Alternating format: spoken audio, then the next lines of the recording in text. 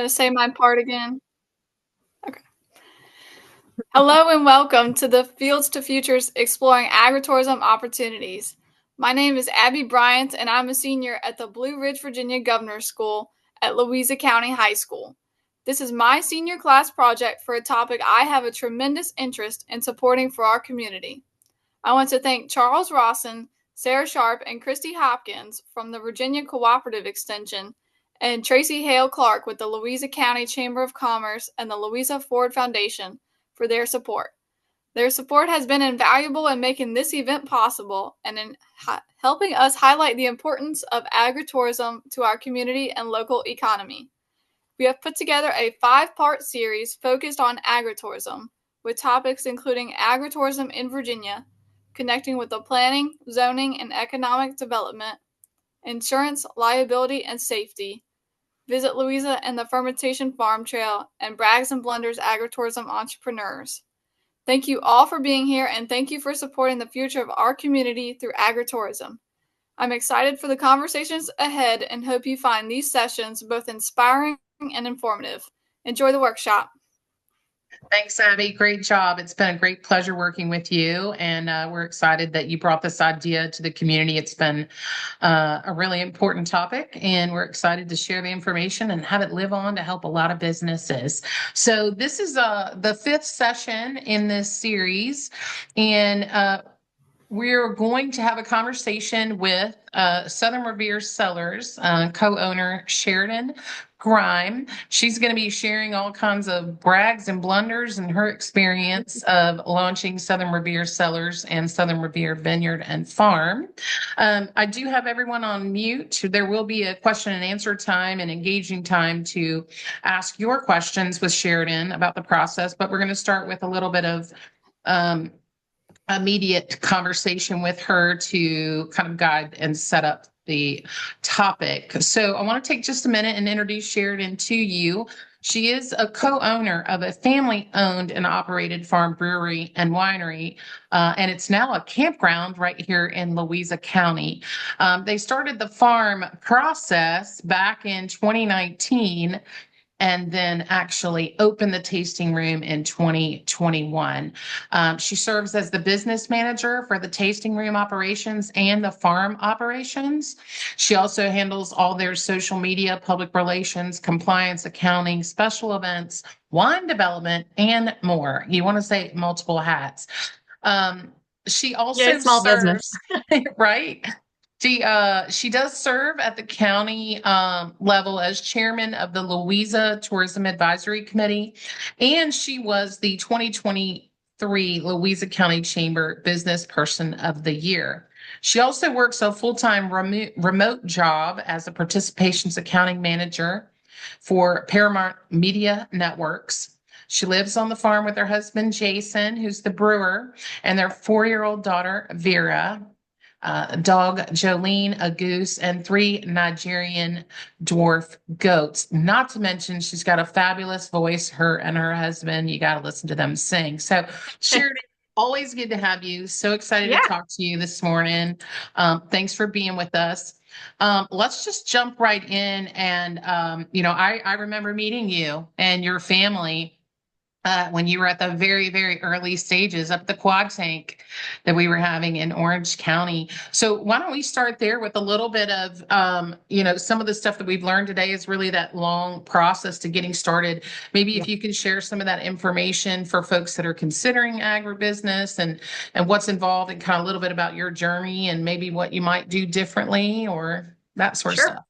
Yeah. So today's workshop would have been very helpful. Having all this information in one place is amazing.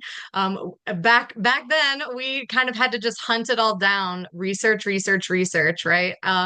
We knew at least enough to reach out to the county first, reach out to those free resources that are available to you, like the chamber, like economic development and tourism in the Louisa County. We talked to the building and zoning people to say, hey, what can we do? What can't we do? because you definitely don't want to make an expensive mistake that you have to undo or, tear down or, who knows what. So that was a huge part of it for us. We started this journey, a long time before we even struck ground. And even before we bought the property. So I know a lot of people start with a farm they own. We actually went looking for a farm. None of us were farmers. A couple generations back in our family, everyone was, but like we've heard earlier today, there's from the VDAX folks, you kind of get more removed from it. And our journey was to get back to that, to get back to the land and producing something on a very local level. As I'm sure you all want to as well. So yeah, research, ask all the questions, the legal stuff, the insurance is super important. And there's tons of resources. The chamber, VDAX is great. There's the Small Business Development Office in Charlottesville. They come out to Louisa even, so you don't even have to go into the city if you don't want to. They're huge resources for us, as well as all of the grant opportunities that are available. So not just the advice, but the money. It's very expensive to start this kind of venture. And, like a lot of other agritourism, we're bootstrappers, we do a lot of DIY, but we definitely need help. And so there's a lot of grant opportunities out there, whether it's through or pitch competitions like Quad Tank, where we participated and were able to get money to improve our outdoor space.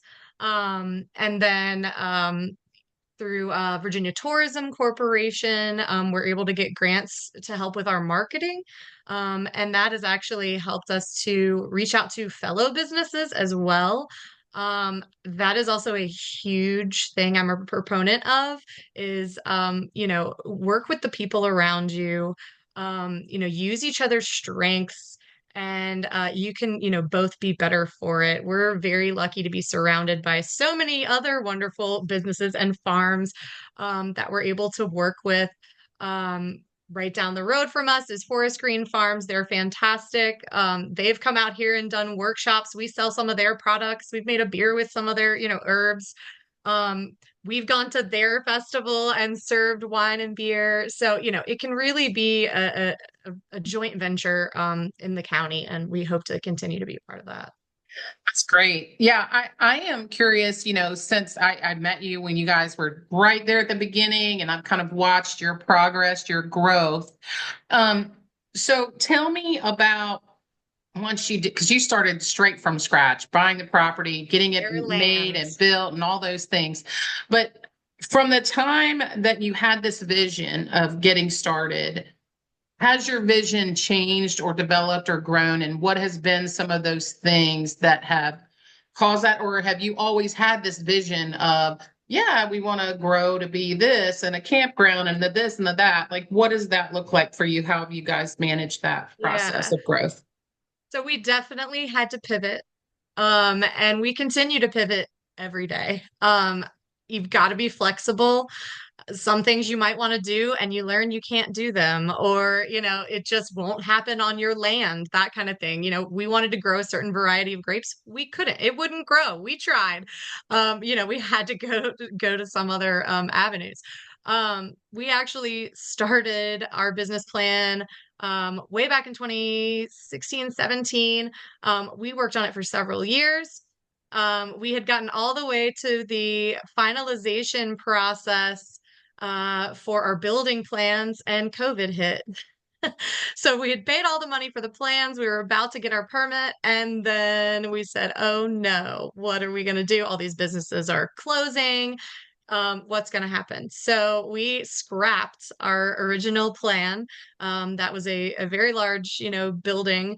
That would come with a very large loan, and we pivoted. We turned what was actually going to be our vineyard barn to house our tractor into our first tasting room. So the building that you see now, the red barn, it was intended to be a barn.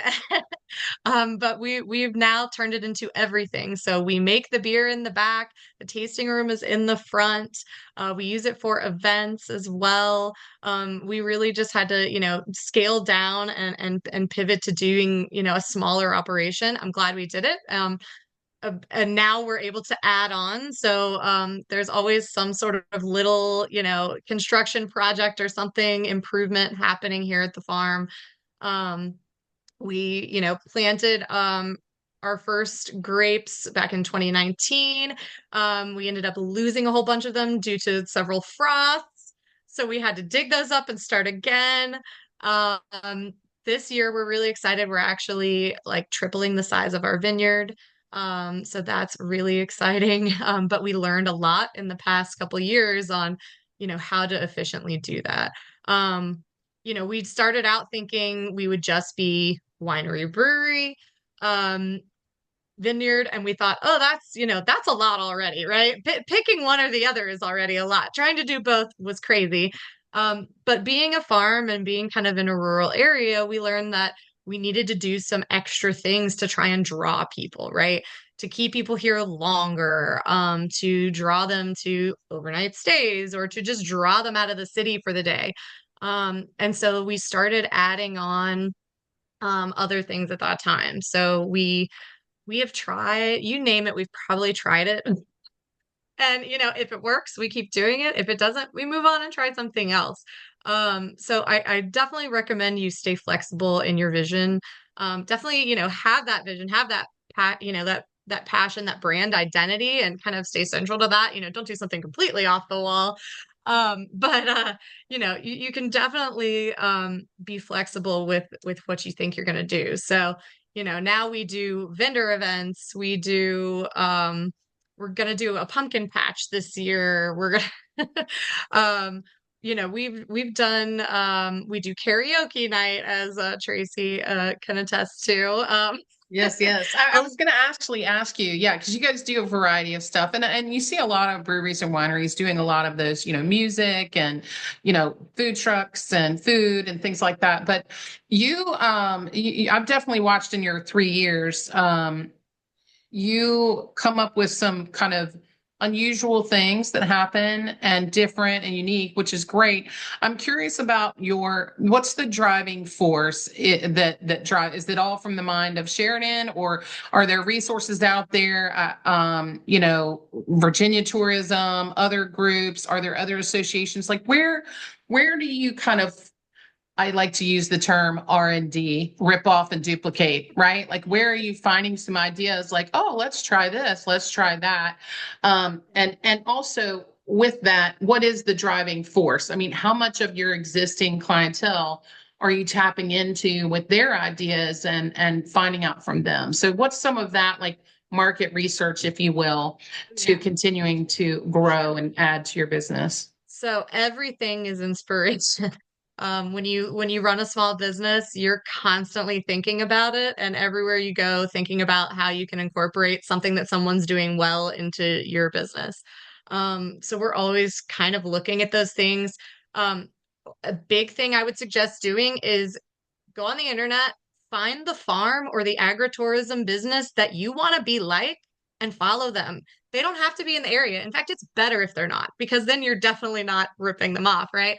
So, find a really cool you pick farm in Michigan that has great marketing and does great things, and see how they do it, and see why are you attracted to them? Why are they why do you want to be like them? And find those ideas there. So we follow tons of people like that all over the country, all over the world. We go visit places that are not, anywhere near here as much as we possibly can. And definitely a source of inspiration, is our customers. They come to us and say, hey, it would be cool if, and then it's my job to kind of turn that into reality. And so we do that. So like even Jack Jewett Day was kind of this thing that used to happen. And they stopped doing it in, I think, the 80s. And somebody brought it up one day because our namesake is based on the Paul Revere of the South, Jack Jewett. and he rode right through our farm. So we said, well, seems like we might be a prime place to bring this festival back. So now we've partnered with the Historic Society and with Parks and Rec to bring that festival back.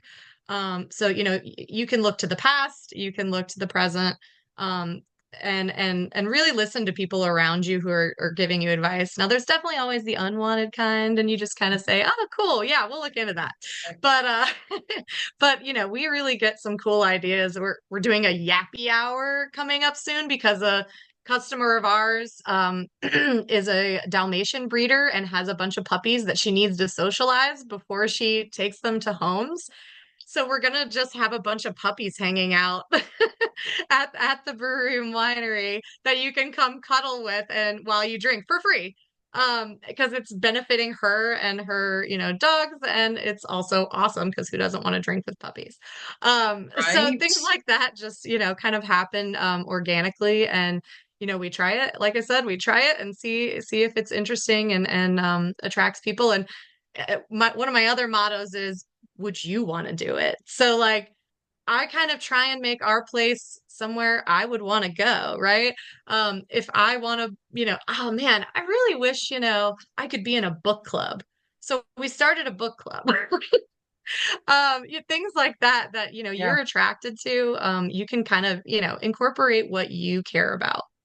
Yeah, that's a really good point from a marketing standpoint, right? Is like your brand is not just your logo, right? Your brand is a reflection of, what is it that you're building, and so much, especially with ag related, it really is a reflection of you and what you are passionate about and what you and 9 times out of 10, there's other people out there that are as passionate. It's finding those people, finding that niche, and attracting those people. And in a lot of cases, the icing on the cake is the unexpected people, right? Those people that have never experienced it. Those are the people that you're trying to really wow, like, hey, never been to a farm, never seen how a winery works, come check us out. So paying attention to your brand and your image and the image that you want to present, that's really important, pouring yourself into it. That's a great point to make. You mentioned grants, and I know that there's a question in the chat about grants. So I want to take a minute to ask you or share or have you share.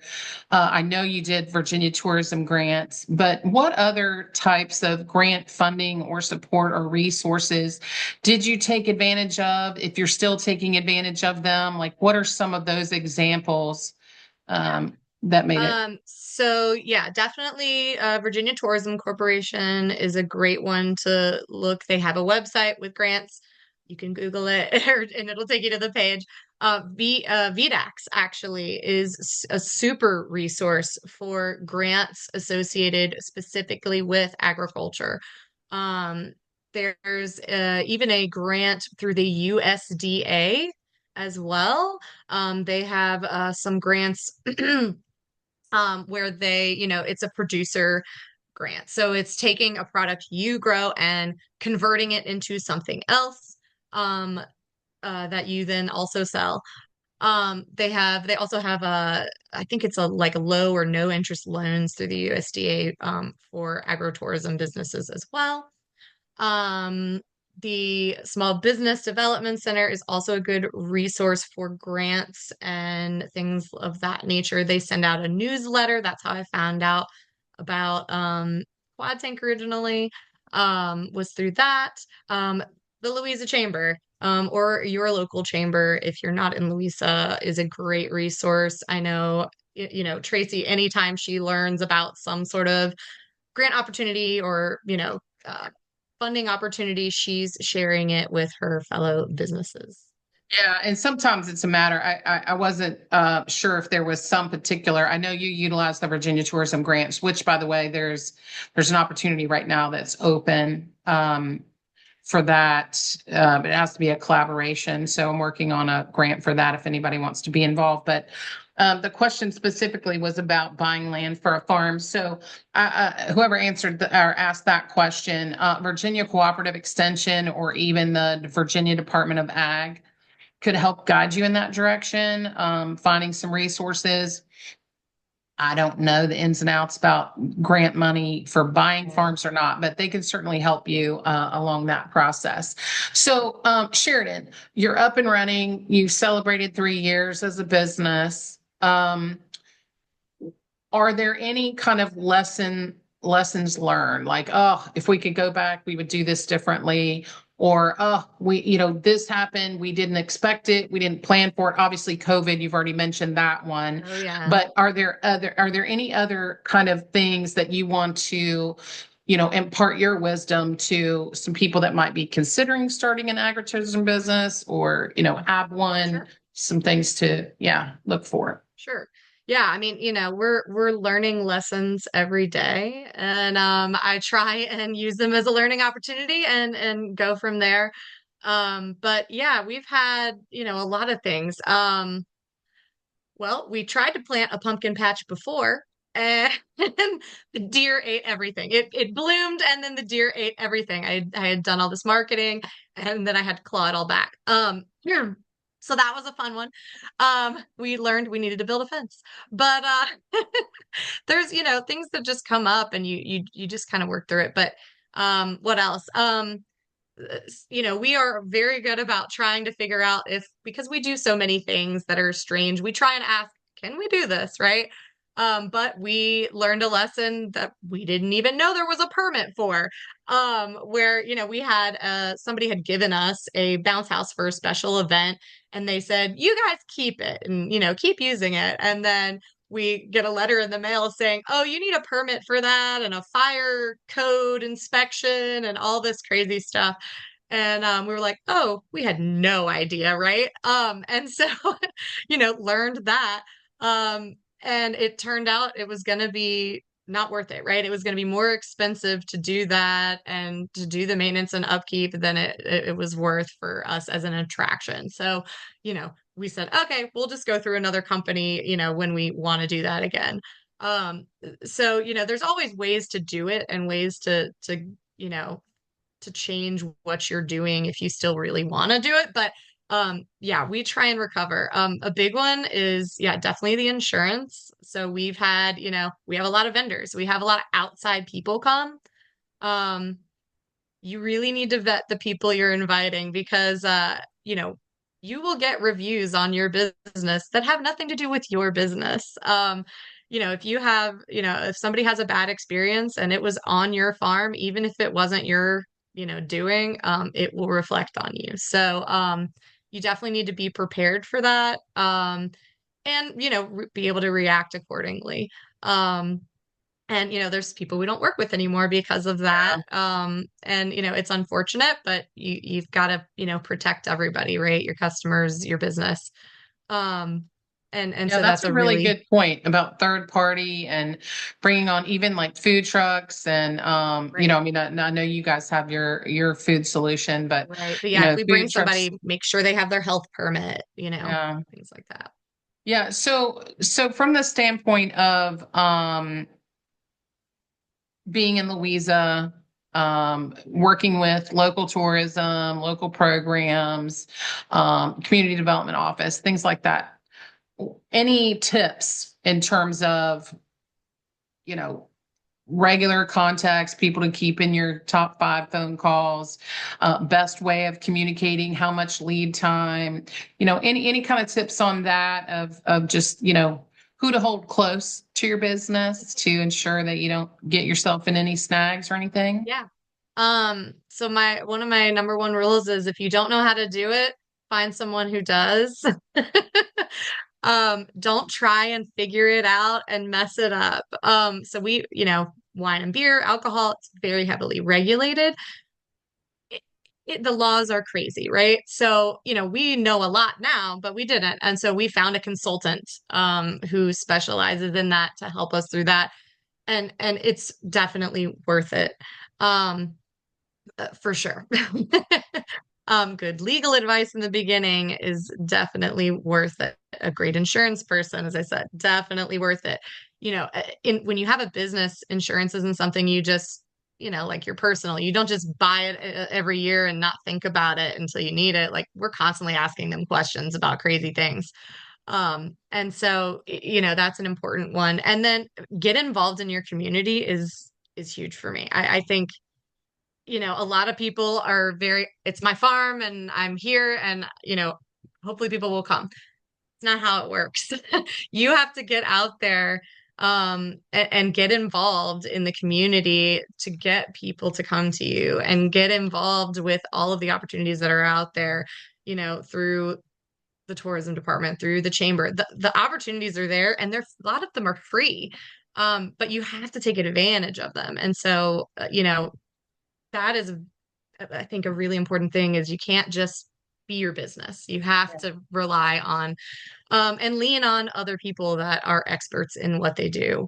And I know those are all really, really good tips. I would even add to that, school systems. Yeah. Certainly, your ag business is beer and wine, so that's not really school, but the other things that you do, and a lot of these agritourism businesses, young kids, school systems, not just in Louisa, but in outside the area, they're always looking for places for field trips and outings and that education component. Interns. So we've even pulled some interns to help in the vineyard. So keeping that in mind. But yeah, making sure, I love that you mentioned about being involved in the community, because there's so many, when I first started working in Louisa, so many people that have lived here for most of their lives, they didn't know about some of the activities and things like that were right here locally. So yeah, that's really important, making sure that even the people in your backyard know about what you're doing so they can help spread the word. So I want to just open it up and see what kind of questions maybe people that are on here, anything that maybe Sheridan has already shared, or maybe you've got some other questions. I mean, this is your chance to kind of pick her brain as a fairly young agritourism business, but with a great future and plans for the future. So if you have any questions, just go ahead and unmute yourself, or you can put a question in the chat or raise your hand. There's another grantish thing too that I remembered. There's a interest rate discount for first-time farmers to try and get people back into agriculture. And I know Farm Credit is involved in that program. If anybody's looking for that route. Excellent. All right. Any questions from anyone? Okay. Well, Sheridan, I want to say thank you again for your time and your feedback and your comments. I would definitely encourage people to follow Southern Revere Cellars and their activities and what they're doing. Get engaged with the tourism resources right here in Louisa, as well as get engaged with the Virginia Tourism Corporation.